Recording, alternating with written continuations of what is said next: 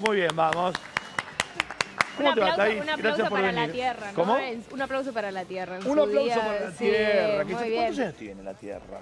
Tiene muchísimos, muchísimos, pero desde 1970 es que se celebra cada 22 de abril el Día Internacional de la Madre Tierra, como se le dice, que un poco estas fechas, porque a veces surgen, bueno, sirve para que todos pongamos hoy el tuit que es el Día de la Tierra, no. En realidad lo que se elige en determinados días es para dar información, para generar conciencia y sobre todo para promover cambios de acción, ¿sí?, en las distintas personas. De hecho, en cada año se van eligiendo distintas temáticas sobre las cuales hablar.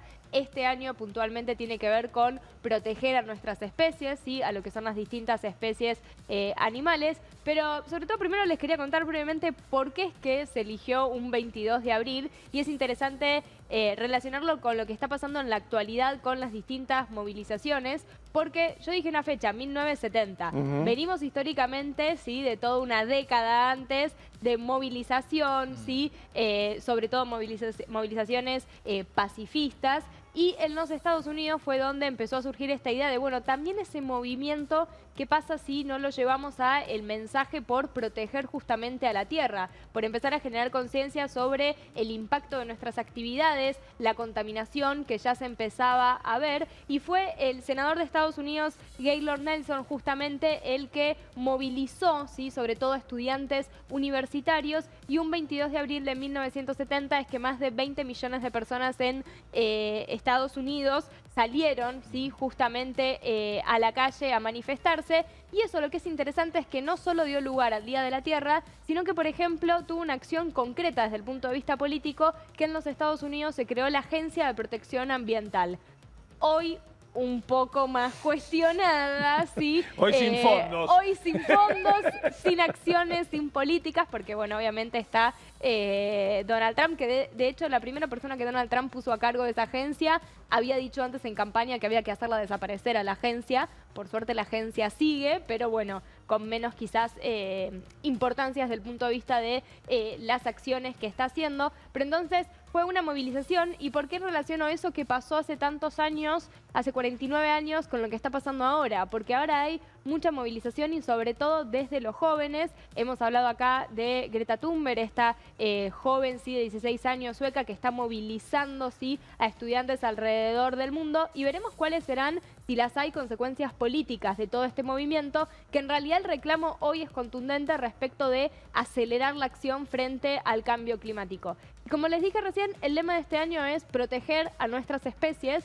Así que, más que hablar de quizás la situación de gravedad, que ya sabemos que el planeta Tierra está en problemas, ¿no?, y que es nuestra responsabilidad, justamente lo que les traje es qué podemos hacer. Okay. ¿Cuáles son esas acciones en las cuales nosotros nos podemos involucrar? Tenemos una placa para algunas acciones.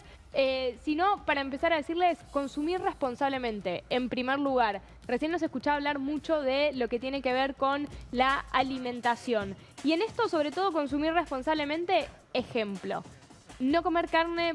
Parece una tontería lo que voy a decir, pero ocurre en algunos países. No comer carne ni de ballena ni de tiburón, porque son especies que se encuentran en peligro de extinción. Evitar productos con aceite de palma, ¿sí? Hay muchas galletitas y sobre todo productos dulces que tienen ese ingrediente, y que ese ingrediente implica lo que es la deforestación y la pérdida de hábitat para muchas especies. Elegir también, de ser posible, productos que no hayan sido testeados en animales, ¿sí?, ya sea productos para uno, como por ejemplo shampoo. Ahora, está bien. Sí. ¿Cómo llegamos nosotros? Me paro en la góndola. Sí. ¿Cómo sé yo, no es el caso del shampoo, pero cómo sé yo que un alimento no ha sido testeado en animales? Bueno, no, en el caso de, o sea, el testeo se hace específicamente en lo que son productos, o sea, a lo que es a nivel animal, en ese caso tenés que elegir productos veganos, y algunos tienen la certificación. En el caso, por ejemplo, del shampoo, que ahí sería no testeado, en las grandes, te digo, cadenas de farmacias, la más popular que hay en la ciudad de Buenos Aires, ya hay productos que uno los puede ver que tienen el sello. O sea, ¿sí? La cuestión es buscarle una certificación que diga, este producto no ha sido testeado en animales. Se llama en inglés cruelty free, que es libre de crueldad, pero lo que es interesante es que ya existen acá, porque una vez piensa que únicamente los puede encontrar en Europa o en Estados Unidos. Digo, uno va a la farmacia y encuentra distintas marcas, algunas incluso locales, y hoy también con las redes sociales, con el uso de Instagram, empiezan a aparecer, si uno busca cruelty free o vegano, por ejemplo, uno puede encontrar emprendimientos locales que justamente no están testeados, ¿sí?, en animales. Están, y la diferencia de precio te diría que es competitivo, o sea, no es que sale mucho más caro. Es un sello internacional, con esto me refiero a que puede que un producto fabricado en Argentina lleve el sello, pero que no diga libre de crueldad y diga cruelty free. Sí. O sea, es un sello internacional. Sí, hay grandes marcas, de hecho, que acá venden sus productos y que ya tienen ese sello de cruelty internacional porque es el más destacado y el más, y el más conocido. En relación con esto, un segundo consejo, que este ya lo vengo repitiendo. Sé que es el más polémico en un país como Argentina, pero comer menos carne, chicos, y más verduras, ¿sí? Reducimos las emisiones, cuidamos más el ambiente. Esto yo sé que cuesta, pero hay una iniciativa muy interesante que es la de, por ejemplo, Lunes sin Carne, que por lo menos un día a la semana digas, bueno, hoy pienso una receta vegetariana que no incluya carne, ¿sí? Y acá insisto con esto de que más allá del argumento que pueda haber del sentimiento animal, esto sobre todo tiene que ver por reducir las emisiones, ¿no? Por el impacto que implica lo que es la industria de la carne. Y también en relación con la alimentación, que recién le preguntaban en la mesa anterior respecto a, bueno, si cómo se puede comer más saludablemente, elegir alimentos orgánicos, es decir, que no tienen ingredientes químicos. Eso, por ejemplo, ayuda a todo lo que tiene que ver, si lo relacionamos con las especies, a los insectos, ¿sí? Porque el uso de fertilizantes químicos incide en los insectos, que según los últimos estudios dan que el 40% de las especies de insectos se encuentran en peligro de extinción. Entonces, vos fíjate cómo si yo elijo en un mercado, que los hay los fines de semana en distintos barrios de la ciudad de Buenos Aires, elijo un producto orgánico, tengo esa incidencia. Acá lo importante es hacer esa relación en que con una decisión de compra, ¿sí?, yo estoy generando un impacto positivo en lo que es la naturaleza. Y por otra parte, ya entrando más en cuestiones... Ahí yo decía, está bien. Sí. Por un lado, estoy con que no hacer desaparecer al 45% de los insectos, y por otro lado me compro un repelente. Claro, Digo, bueno. estamos en eso, Sí. ¿no? Es decir, bueno, mirá, no puedo ser bueno con todo el mundo. O sea, alguno la va a tener que ligar. O le entra un choripán o hay dos bichos menos, muchachos. ¿Es el mosquito o yo? Claro. Lo único que voy a decir es, no maten a las abejas, por favor. Las abejas están, digamos, en una situación de peligro. Traten de ahuyentarlas, pero no de matarlas. Es más, lo que se incentiva es que en los balcones, en los jardines, a colocar justamente plantas con flores que incentiven, que estén presentes las abejas. Hay que aprender a convivir en armonía, esa es la palabra, ¿no?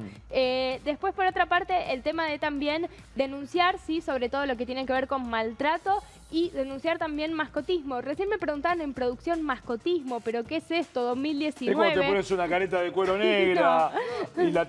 No. Ah, ¿no es eso? Todavía hay, de hecho, a veces vemos noticias de vez en cuando que aparecen, que tienen en una casa, así como mascota, especies que son salvajes, especies que no tienen que estar, que justamente no son un perro y un gato, Una básicamente. serpiente. Exacto. ¿No te referías puntualmente a los perros y gatos de raza con el mascotismo? Porque muchas veces pasa, ¿no?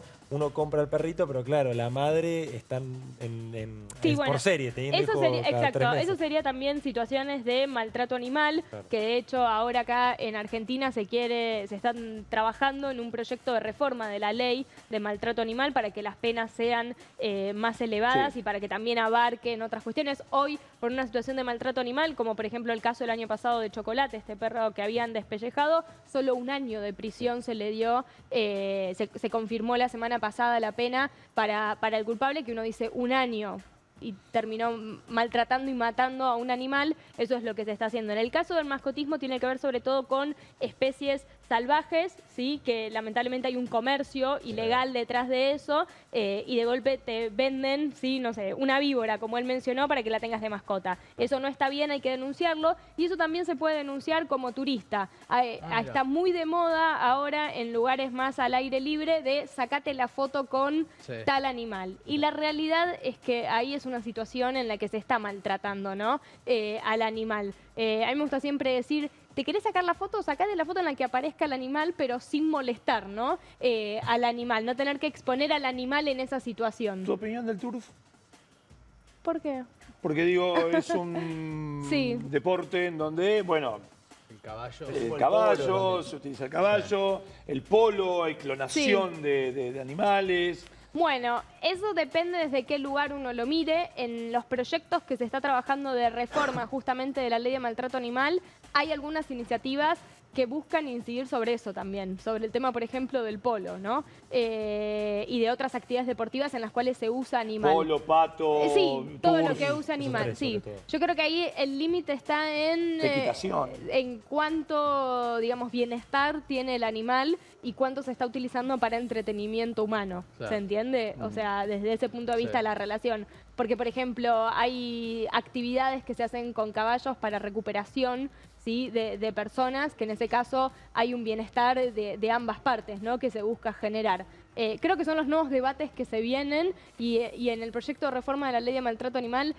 hay iniciativas que buscan también ir por ese tipo de actividades. Los perros entrenados para buscar droga, para buscar supervivientes también. Digo, hay momentos en donde el entrenamiento del animal, no sé el entrenamiento animal, pero digo, se me hace que en algún momento y un estresazo se pega. Por eso, yo creo que ahí el límite está en cuánto es para la satisfacción de la actividad humana que sea versus el bienestar del animal. Ejemplo, la carrera de galgos.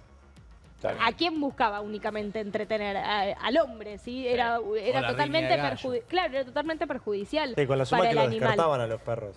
Además, los descartan. Sí. Por eso, entonces ahí tiene que ver, me parece, el equilibrio. Y por último, las últimas... Perdón, antes que avances te quiero dar un dato de color que está bueno porque tiene una llegada internacional muy grande. El final de la película Dumbo, una vez que se resuelve la película de Tim Burton, tiene un mensaje contra los animales en los circos. Claro. Un gran agregado que han hecho para esta nueva versión y que, bueno... Es una manera de involucrarse, ya que estamos con Sí, totalmente. Con esto, ¿no? Es que todavía existen lugares donde de entretenimiento humano donde se utilizan justamente animales. Los oceanarios, por ejemplo, donde ballenas, delfines, ¿sí? que uno ve ahí en piletas totalmente chicas en relación con lo que debiera ser el océano. Y circos que todavía, lamentablemente, usan animales, es únicamente para... un fin, digamos, de entretener al ser humano. Pero bueno, empiezan, el año pasado, de hecho, una de las grandes compañías de circo del mundo anunció que iba a dejar de utilizar animales.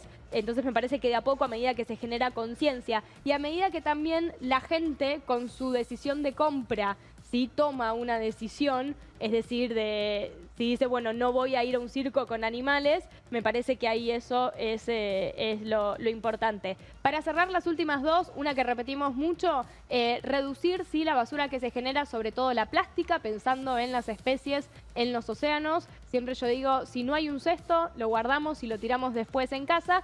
Y por último, hay muchas organizaciones en Argentina que trabajan con conservación de especies. Sumarse como voluntario también no solo ayuda a las organizaciones, sino que también es una buena experiencia. Thaís, muchísimas gracias. Gracias.